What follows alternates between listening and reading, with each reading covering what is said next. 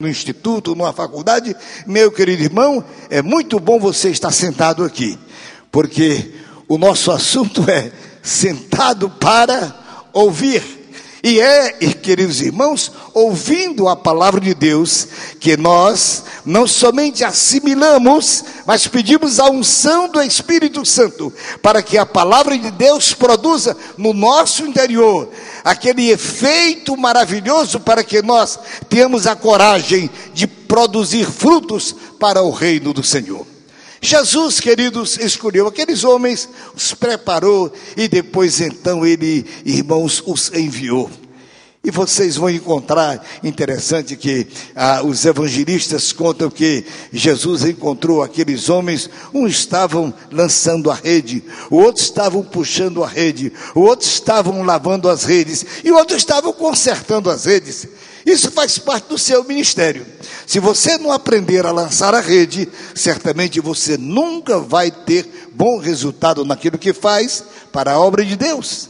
Mas saiba também que há um momento quando você também deve aprender a puxar a rede, porque não são todos que têm esta habilidade. Sim, senhores, nisto aí vai uma ciência, uma sabedoria de Deus. Irmãos, quando você está fazendo um convite para os pecadores, com muita unção de Deus, e vê-los caminhando, chorando para os pés do Senhor, e aceitando a Cristo como Salvador das suas vidas. Mas, amados, você aprende a lançar a rede, a puxar a rede, mas tem que aprender também a lavar as redes, porque, escuta, na obra de Deus também acontece isto. Há momentos que você, como obreiro, precisa se assentar com a palavra de Deus, que é esta água que lava, que purifica, irmãos, trazer aqueles que têm problemas, e você vai aconselhá-los, a fim de que eles possam deixar as suas fraquezas e se fortalecerem na pessoa gloriosa de Jesus Cristo, nosso Salvador. Mas também você precisa aprender, irmãos, a consertar as redes. Isso é interessante porque, queridos companheiros, nesta caminhada para o céu, você vai trabalhar com o povo e, olha, escuta, a pessoa humana, essa é a mercadoria mais difícil de você trabalhar com ela. Porque a criatura humana, de manhã está crente, alegre, quase indo para o céu. E de tarde o camarada está desviado, atrapalhado e todo arrebentado. Irmãos, isto é coisa dos homens. Mas Deus nos levantou, não somente para lançar a rede, puxar a rede, lavar as redes, mas também consertar as redes.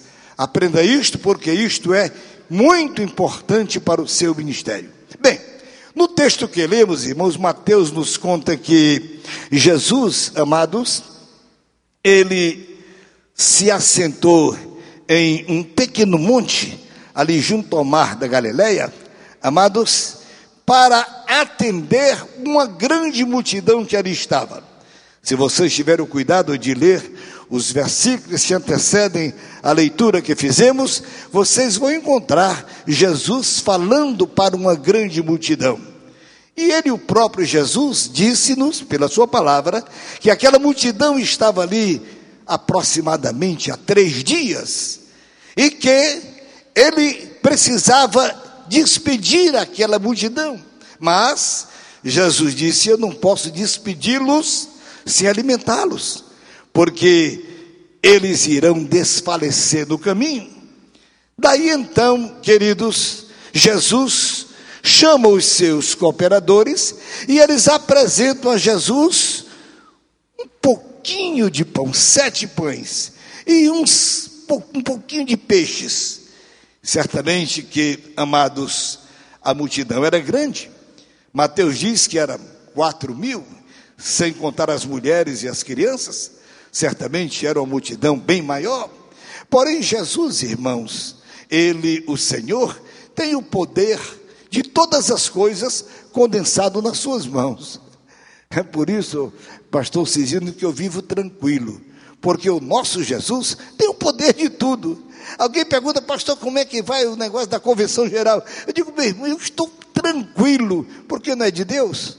Deus não tem o poder para tudo? Nada vai acontecer se Jesus não permitir. Então, queridos, Jesus tem o poder para todas as coisas. Ele apanha aqueles pãezinhos e eu não sei. Vocês já leram certamente em outro texto, quando Jesus operou uma outra multiplicação, quando os discípulos acharam lá um rapazinho que tinha lá um lanchezinho de 5 pães e 2 peixes, não é? Vocês se lembram que quando Jesus mandou que os discípulos alimentassem aquela multidão, que a multidão, aproximadamente 5.000, era muita gente, e naquele momento havia lá um dos apóstolos, irmãos, que era ilustre. Eu acredito que hoje aquele apóstolo servia mais ou menos como um tecnocrata no ministério. Era o Filipe. O Filipe era um homem inteligente. Naquele tempo não tinha essa maquinazinha de somar que nós temos hoje, né? Nós manuseamos assim com muita facilidade, né? Pois bem, mas o Filipe olhou assim para a multidão e mentalmente, quanto custa um pão, o tamanho do pão, dividiu em pedaços e disse: olha, mesmo que nós tivéssemos 200 dinheiros, não dava para comprar pão para toda essa gente, para que cada um comesse um pedacinho de pão. Irmãos, aí Jesus olhou para o Filipe, palavras minhas: Filipe, fica quieto, Filipe, você não sabe com quem está falando, rapaz, fica quieto, espera um pouquinho. Tem obreiros ainda assim, irmãos, e eu creio que eles não estão aqui me ouvindo esta tarde, que tem muita dificuldade em tudo que vai fazer na obra de Deus.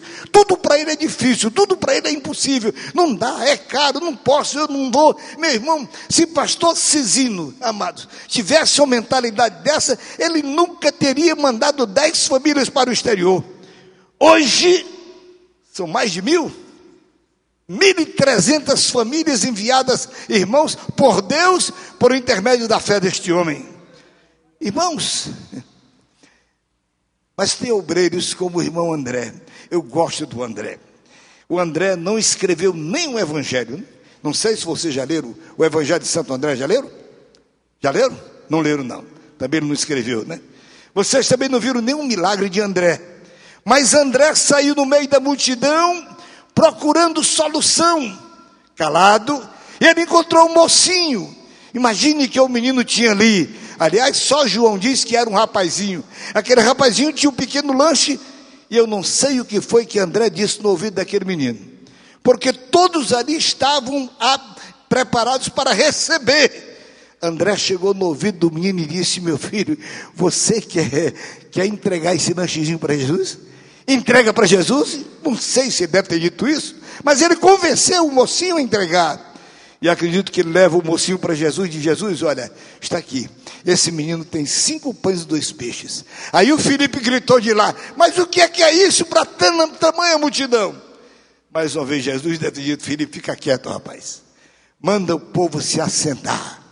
Ah, irmãos, quando nós colocamos o que temos, confiando a Jesus, e colocamos nas suas mãos, nada irá faltar para você, para a sua família, para a igreja, para o campo, porque, queridos, quem está no comando é nosso Senhor e Salvador Jesus Cristo. Bendito seja Deus, aquele que disse: todo o poder está na minha mão, o Pai me deu, lá no céu e na terra, tudo está na mão de Jesus. Aprendamos a confiar nesse Jesus maravilhoso. Meus queridos, Jesus então, nos diz a Bíblia que ele atendeu, Mateus conta que ele atendeu os enfermos, curou coxo, cego, aleijado. Olha, ele fez uma obra completa. Depois que ele curou a todo mundo, então ele alimentou a todos, e ainda sobrou pão. Porque, meus companheiros, quem trabalha para Jesus não passa fome. Não, senhores, ele cuida da sua vida, da sua família, ele cuida da igreja, porque ele é o nosso provedor, e tudo ele tem para prover para aqueles que confiam no seu nome. Jesus, amados, agora podia despedir aquela multidão. Então Mateus diz que ele despediu a multidão, apanhou ali os seus discípulos e partiu para as partes da Cesareia de Filipos. Era, irmãos, uma cidade que estava ali, amados, situada Cesareia de Filipe, irmãos, ela estava situada naquela região ali muito próximo de Magdala, ali junto do mar da Galileia. Ele apoiou os discípulos, atravessou para Magdala e ali ele chega em Cesareia de Filipe. Ali ele chegando, irmãos, acredito que fosse um lugar escolhido pelo Senhor. Talvez fosse um lugar bem tranquilo, aonde Jesus pudesse estar a sós com os seus discípulos. E interessante, irmãos, é que foi nesse instante que Jesus resolveu, assentado com os seus companheiros, irmãos, falar para que eles ouvissem, sentados para ouvir. Jesus, então, irmãos, naquele dia, ele escolheu um tema todo especial, porque vocês certamente já leram na Bíblia, nos Evangelhos, tanto Mateus, Marcos, Lucas, João, eles nos contam do rico ministério de Jesus, e Jesus muitas vezes fazia reunião particular com seus discípulos. Às vezes ele proferia um sermão e eles não entendiam. Quando terminava o culto, eles chamavam Jesus em particular: Jesus, o Senhor falou aquela parada, nós não entendemos nada, como é que é esse negócio? E Jesus então, irmãos, ensinava-os. E você vai encontrar muitas vezes, irmãos, Jesus ensinando sobre evangelismo, ensinando sobre discipulado, ensinando sobre missões, ensinando sobre administração. Irmãos, muitas reuniões foram realizadas, mas naquele dia ele resolveu, amados, escolher um tema especial. Ele disse: olha, hoje o tema pessoal é uma pesquisa. Eu vou fazer com você aqui, é um ibope, na nossa linguagem de hoje, né? Escuta, quem dizem os homens ser o filho do homem? Meus queridos, eu parei, amados, neste momento de Jesus, e fiquei pensando, queridos, quantas e quantas vezes nós não perdemos grandes oportunidades de nos assentar com os nossos companheiros, amados, para fazer um levantamento daquilo que nós estamos fazendo. Ora, queridos, quem estava, irmãos, iniciando uma reunião de pesquisa, era simplesmente Jesus. Jesus é melhor do que eu, melhor do que você, é melhor do que todos nós. Ele é onisciente, claro que ele é. Ele não sabia, ele tinha o resultado todo na sua mão, perfeitamente.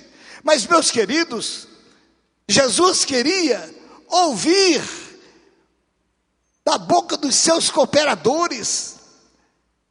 Ele queria se cientificar, não por ele, mas por aqueles mesmos. E para nós, hoje, acerca do ministério dele, então ele chega e diz: que dizem os homens acerca do Filho do Homem? Quem é? Quem dizem? Escuta, meu querido companheiro, quem diz os homens ser o filho do homem? Então, amados, é interessante que a resposta, foram várias respostas, foram variadas, né? O primeiro disse: Jesus, olha, eles estão dizendo aí que o senhor é o João Batista.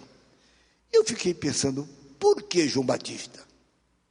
Qual a semelhança, a vida entre o ministério de Cristo e o ministério de João Batista?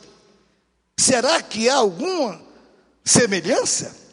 Você já leu a biografia de João Batista na Bíblia? Eu acredito que sim. Eu creio que você conhece quem era, na verdade, o João Batista. Meus queridos, possivelmente, irmãos, havia alguma semelhança simplesmente ministerial, porque física eu creio que não. João Batista era um homem feio. A Bíblia nos diz isso? Me diga uma coisa, camarada vivia nas cercanias de Jerusalém, ele vivia fora, vivia lá no meio do deserto. A roupa dele era, de que é que estava vestido? Era um terno de gazimira, Qual era a roupa de um batista? Hein? Pele de camelo.